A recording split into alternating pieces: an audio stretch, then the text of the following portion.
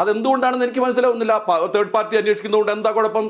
CPM-ന്റെ കണക്കുകൾ ഞാൻ ചോദിക്കട്ടെ, ഈ ഇന്ത്യ രാജ്യത്തിലെ ഇന്ത്യൻ ഭരണഘടനയ്ക്ക് കീഴിൽ രജിസ്റ്റർ ചെയ്തിട്ടുള്ള രാഷ്ട്രീയ പാർട്ടികളുടെ കണക്കുകൾ മാത്രമല്ല, കോടതി ആവശ്യപ്പെട്ടാൽ ചിലപ്പോൾ നിങ്ങൾ ഏത് രാഷ്ട്രീയ പാർട്ടിയുടെയും മിനിറ്റ്സ് കോടതിയിൽ ഹാജരാക്കേണ്ടി വരും.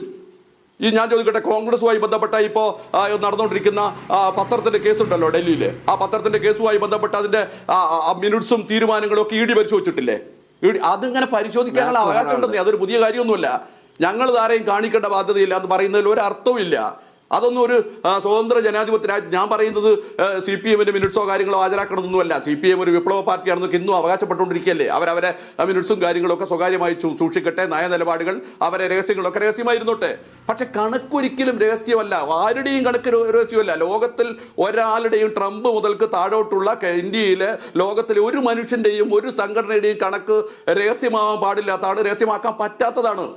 അതൊക്കെ നമുക്ക് വെബ്സൈറ്റിലും മറ്റു കാര്യങ്ങളൊക്കെ പോയാൽ പരിശോധിച്ചാൽ കിട്ടും. ആക്ഷേപം വന്നാൽ അത് പരിശോധിക്കുന്നതിന് മൂന്നാമതൊരു പാർട്ടി ഇടപെടുന്നതിൽ ഒരു തെറ്റുമില്ല.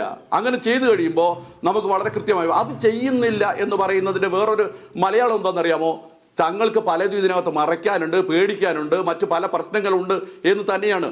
ഞാൻ പറയാൻ ഉദ്ദേശിച്ച കാര്യം എന്താണെന്ന് ചോദിച്ചാൽ, ഇതിപ്പോൾ കണ്ണൂരിലെ ഈ പയ്യന്നൂരിലുണ്ടായിട്ട് നടാടെ ഒരു സംഭവമായിട്ടൊന്നും നിങ്ങൾ കരുതണ്ട.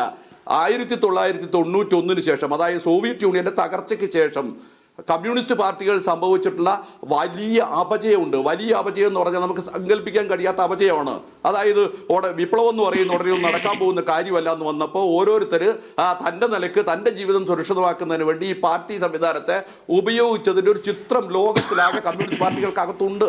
നമ്മളത് നിഷേധിച്ചുകൊണ്ട് കാര്യമില്ല. ഇനി കേരളത്തിലാണെങ്കിൽ പിണറായി വിജയൻ 2005 പാർട്ടി മലപ്പുറത്ത് നിന്ന് പാർട്ടി പിടിച്ചെടുക്കുന്നതോടുകൂടി, അങ്ങനെ പിടിച്ചെടുക്കപ്പെടുന്നതോടുകൂടി ഇത്തരത്തിലുള്ള സകല സാമൂഹ്യ വിരുദ്ധ പ്രവണതകളും പാർട്ടിക്കകത്ത് ഈട്ടം കൂടി വന്നിട്ടുണ്ട്.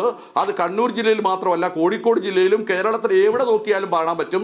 കോടികളുടെ, നമ്മൾ സങ്കല്പിക്കുന്നതിനേക്കാൾ വലിയ കോടിക്കണക്കിന് ഉറുപ്പികയുടെ പാർട്ടിക്കകത്തേക്ക് കടന്നുകൂടിയിട്ടുള്ള അപഭ്രംശങ്ങളുടെ ഭാഗമായിട്ടുള്ള സംഗതിയാണ് എന്ന് കൂടി പറയുകയാണ് താങ്കൾ.